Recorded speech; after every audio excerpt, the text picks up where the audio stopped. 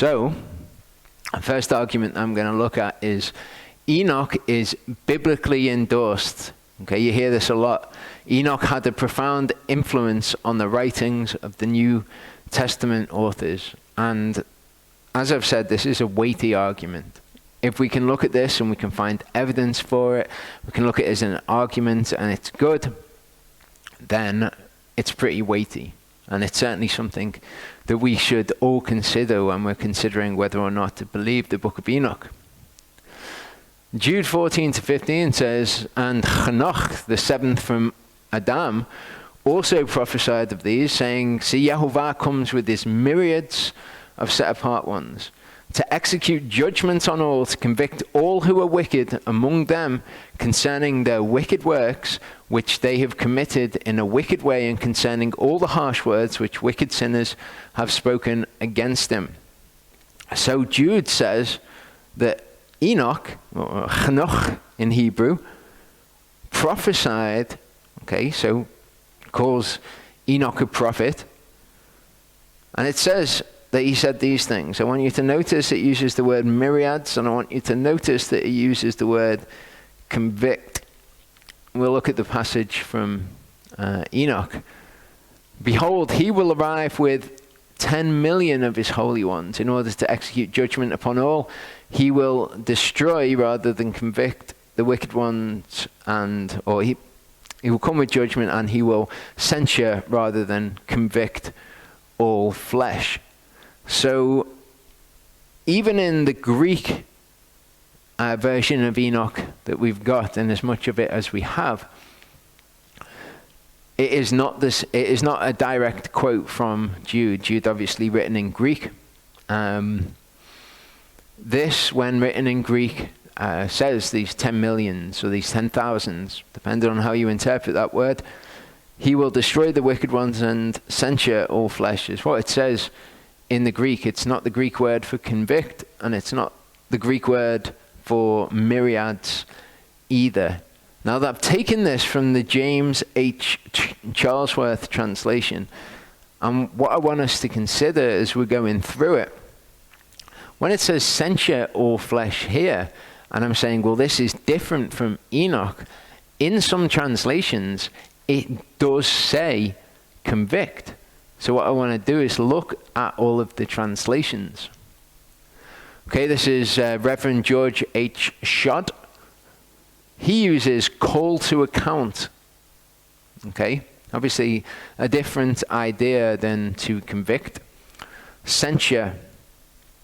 The footnotes for censure say, i.e. to rebuke.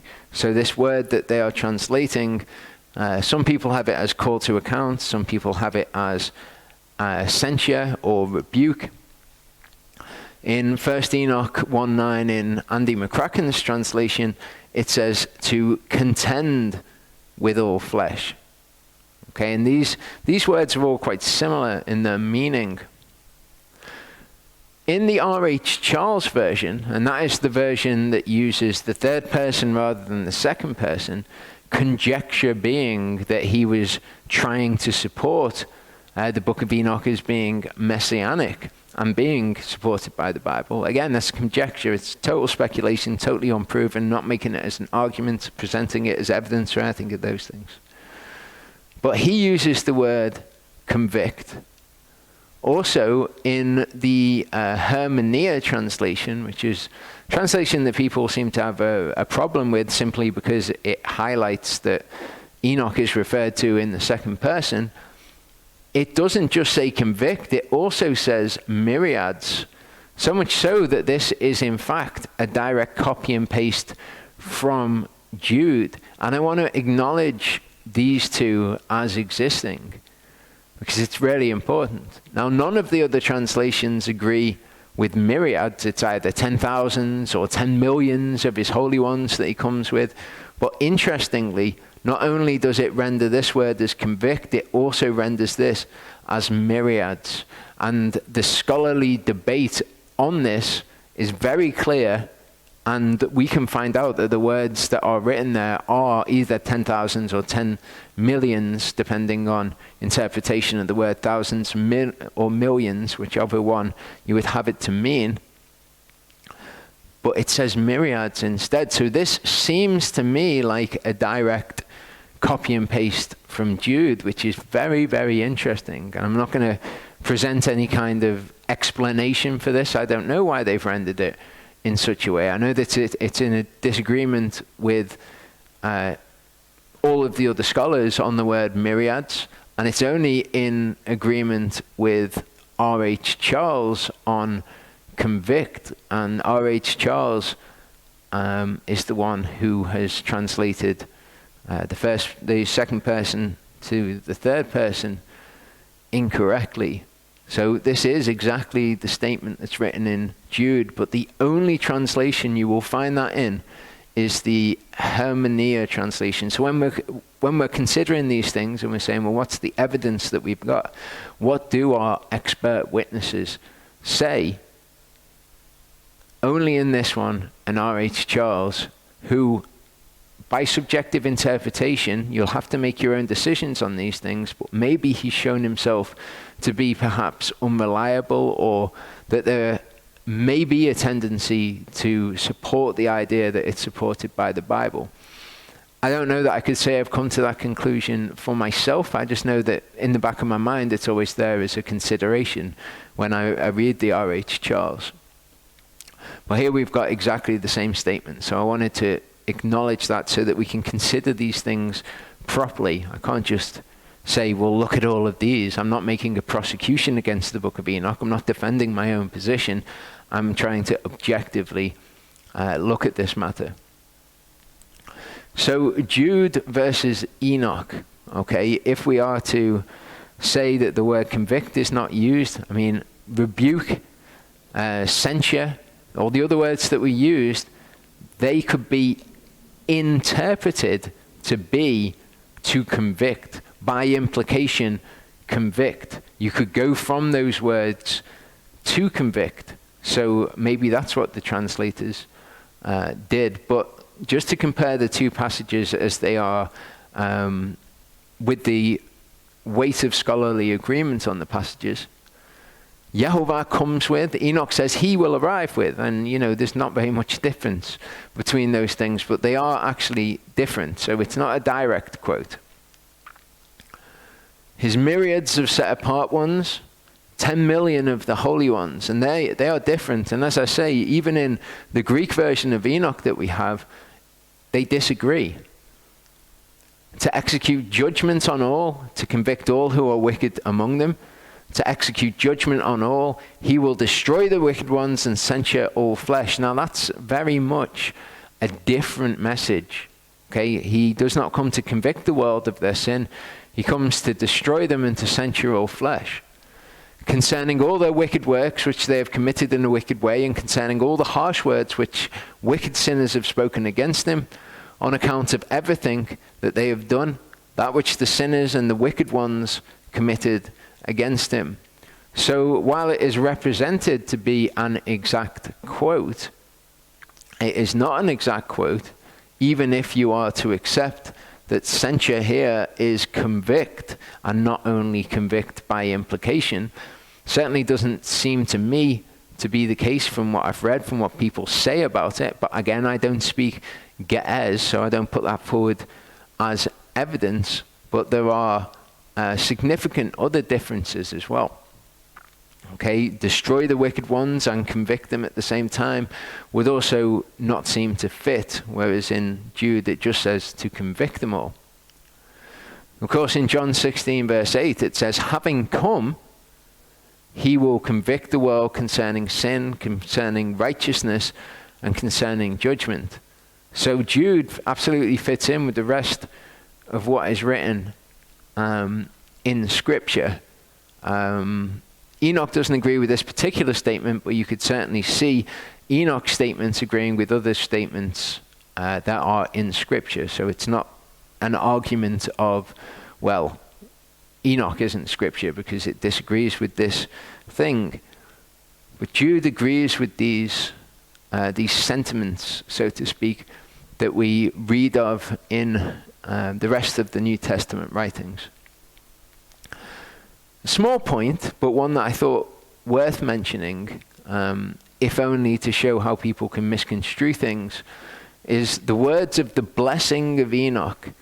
Okay, this stuck out to me. Jude says he was prophesying when he said those things, but at the beginning of 1st Enoch, chapter 1, it says that it's a blessing.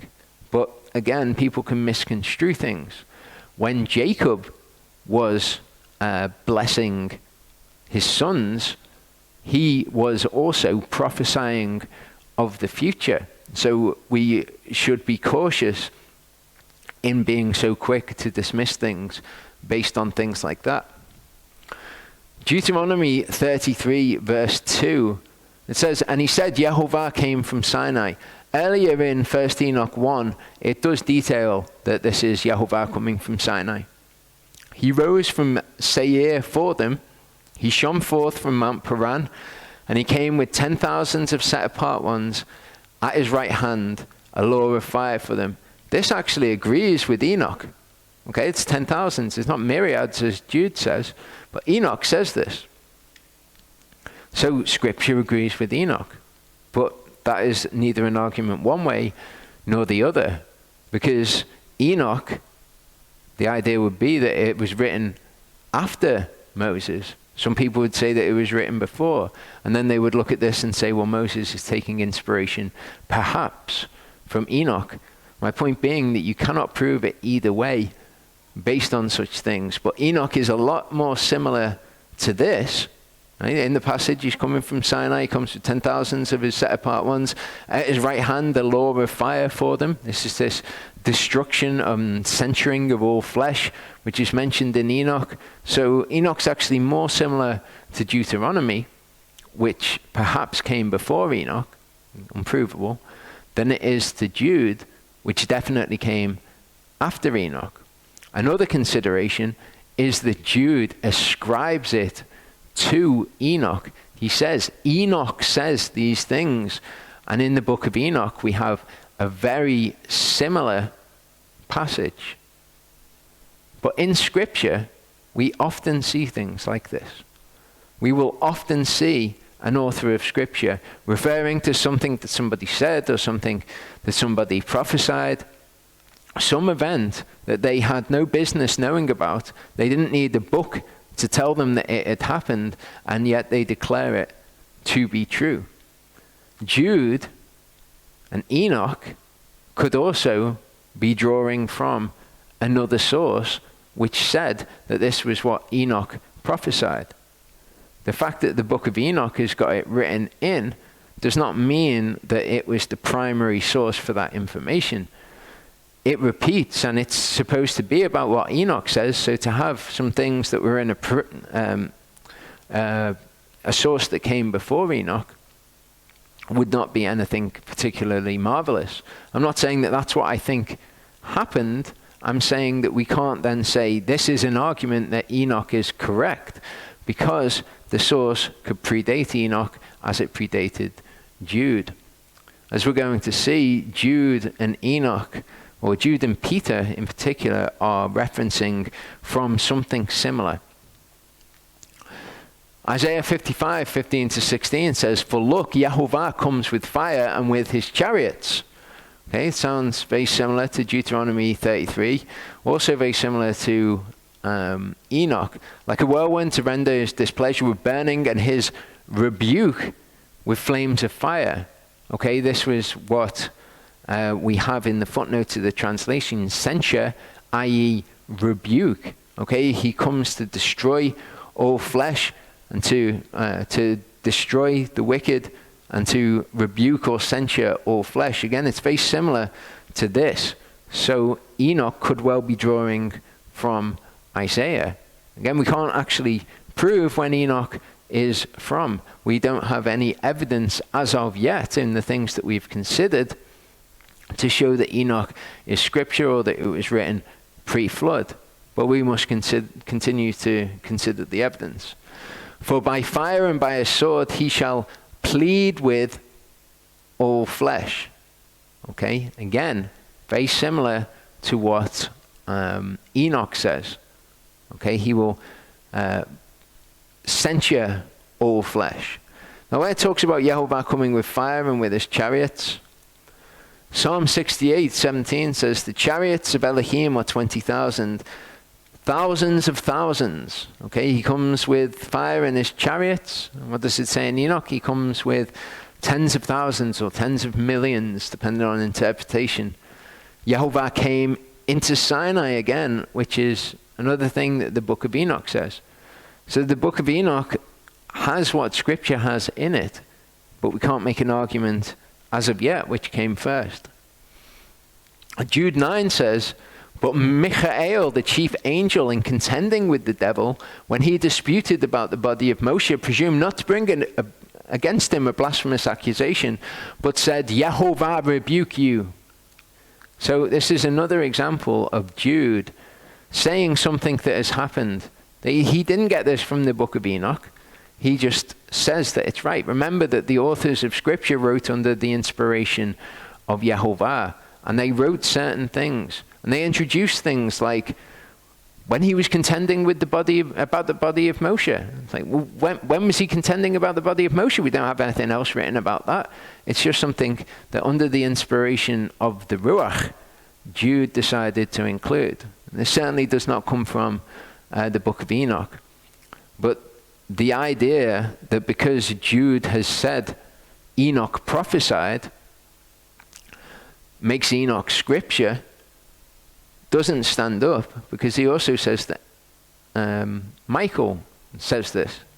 So we have to be very careful in what we allow, whether the arguments that we are swayed by are logical or merely reasoned. Exodus 14:5-6 says, and it was reported to the king of Mitzrayim that the people had fled. And the king of Pharaoh and his servants the heart of Pharaoh and his servants was turned against the people, and they said, why have we done this, that we have let Yisrael go from serving us? So he made ready his chariot and took his people with him. Remember who this was written by. This was written by Moshe. Moshe, who had left Egypt at this point. How would Moshe know that Pharaoh had this reported to him? Pharaoh had this reported to him? Well, okay, so Moshe writes this under the inspiration of the Ruach, just like Jude writes under the inspiration of the Ruach that Enoch prophesied something. They said, why have we done this, that we have let Yisrael go from serving us? So he made his chariot ready and took his people with him. Again, all details that Moshe would not have any way of knowing. He must have been writing these things under the inspiration of the Ruach, and yet we strip Jude of the ability to do this by saying that he must have gotten it from Enoch. 2 Peter 2:4-5 says, for if Elohim did not spare the angels who sinned, but sent them to Tartarus and delivered them into chains of darkness to be kept for judgment. Very similar things to what the Book of Enoch says, or exactly the same as what the Book of Enoch says. And did not spare the world of old, but preserved Noah, a proclaimer of righteousness, and 7 others, bringing in a flood on the world of the wicked. So this absolutely is what the Book of Enoch says. But is Peter drawing from the Book of Enoch? Perhaps. And we certainly must consider this and not say that one thing is more likely than another unless we have more evidence. Perhaps Jude, Peter, and Enoch, the author of Enoch, were all drawing on an earlier source. Why would we ascribe it to the Book of Enoch just because it's the same? Perhaps the author of Enoch is quoting from somewhere else. And there is, in fact, more evidence that this is the case. Jude 6 says, the angels who did not keep their own principality, but left their own dwelling, he has kept in everlasting shackles under darkness for the judgment of the great day. So you'll notice that Peter and Jude are in agreement about these things. And it would seem, if we are to hold Scripture in high esteem, that it would be more likely that Jude copied from Peter, or Peter copied from Jude, than that they copied from the Book of Enoch. It's at least another possibility. We cannot say it must have come from Enoch. Perhaps, though, they're drawing from another source. 2 Peter 2:12-14 says, but these things that I've highlighted here, I want you to take hold of and remember that these phrases are used. But these, like natural unreasoning beasts, have been born to be caught and destroyed, blaspheme that which they do not know, shall be destroyed in their destruction, being about to receive the wages of unrighteousness, deeming indulgence in the day of pleasure, spots and blemishes, reveling in their own deceptions, while they feast with you, having eyes filled with an adulteress and unable to cease from sinning, enticing unstable beings, having a heart trained in greed, children of a curse. Having left the right way, they went astray, having followed the way of Balaam, the son of Beor, who loved the wages of unrighteousness. But he was rebuked for his transgression. A dumb donkey, speaking with the voice of a man, restrained the madness of the prophet. These fountains without water, clouds driven by a storm, to whom the blackest of darkness is kept forever. Okay, so there's a lot of statements that Peter makes in there. And he agrees with Jude on the angels that were bound, the angels that sinned. He's in agreement there. But he also says all these other things, which Jude also says. Jude 10-13 says, these blaspheme that which they do not know, that which they do not know, naturally like unreasoning beasts, in these they corrupt themselves. Woe to them, because they have gone in the way of Cain, given themselves to the delusion of Balaam, again for a reward, perished in the rebellion of Korach. These are rocky reefs in your love feasts, feasting with you, feeding themselves without fear, waterless clouds borne about by the winds, late autumn trees without fruit, twice dead, pulled up by the roots, wild waves of the sea, foaming up their own shame, straying stars, for whom blackness of darkness is kept forever. So, Peter and Jude are in agreement on a lot more than just these angels that sinned. So to say that they got the idea of the angels that sinned from the Book of Enoch, just because the Book of Enoch's also got them in, is not a logical conclusion. You could say it's a reasoned conclusion, but it's not logical. The fact that they've got so much agreement between them, again, perhaps Peter copied from Jude, Jude copied from Peter, or took their inspiration from, or maybe Peter, Enoch, and Jude, the author of Enoch, were all drawing from the same source. The thing is, Enoch has one of those similarities in. Peter and Jude have got multiple similarities. It does seem like perhaps they could be drawing from an earlier text. But that text goes into a lot more detail than the Book of Enoch goes into. So the idea that it's the Book of Enoch is not a logical conclusion. It is a possibility that we must consider, but the weight of the evidence, to my subjective interpretation, is that Peter and Jude are in a lot of agreement. Book of Enoch, not so much in agreement with them on all of the things, just on one point. So to isolate that one point is a very weak argument and certainly not a logical argument. 1 Enoch 5:7 says, the elect shall possess light, joy, and peace, and they shall inherit the earth. Now, anyone that's read the New Testament will immediately think, I've heard something similar to that. Matthew 5:5, blessed are the meek, because they shall inherit the earth. So is Yeshua quoting from the Book of Enoch here? Is this where he gets his doctrine from? Well, I would be convinced, I would be swayed to a degree by that if that was true. Well, Psalm 25:12-13, we can see that this idea of the elect inheriting the earth, the meek inheriting the earth, they're scriptural. It says, who then is the man that fears Yehovah? He teaches him in the way that he should choose. His life is good, his seed inherits the earth. So this idea of inheriting the earth, Old Testament idea. For evildoers are cut off. Those who wait on Yehovah, they shall inherit the earth. Okay, those who wait on Yehovah are both the elect and also the meek. But where Yeshua is really getting it from is a couple of verses later. The meek ones shall inherit the earth.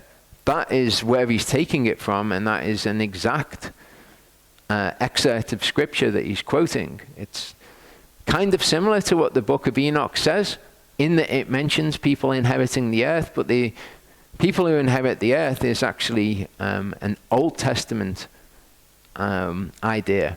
So if Enoch was indeed written after these writings, then it would be nothing particularly wonderful that Enoch contained such ideas. And this is true of a lot of things.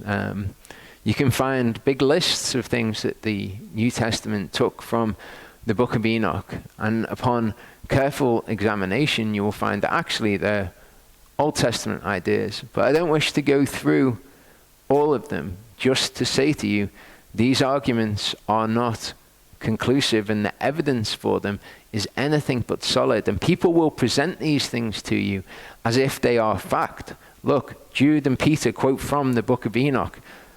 There you go. The Book of Enoch is reliable. But as we've seen, those things are not logical conclusions to come to.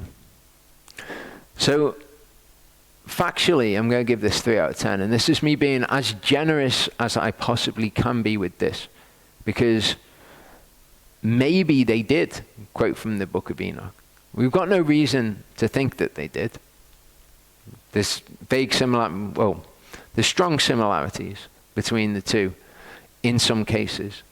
But as to whether what that means is that they were taking it from the Book of Enoch rather than all of them taking it from an earlier source, of all the things that I've discussed, all the possibilities, it's not 100% fact. So this is me being as generous as I can be, because I'm aware that when trying to be objective, sometimes it's good to go as far as you can in the other direction from where your subjective conclusions have led you, in order to be fair.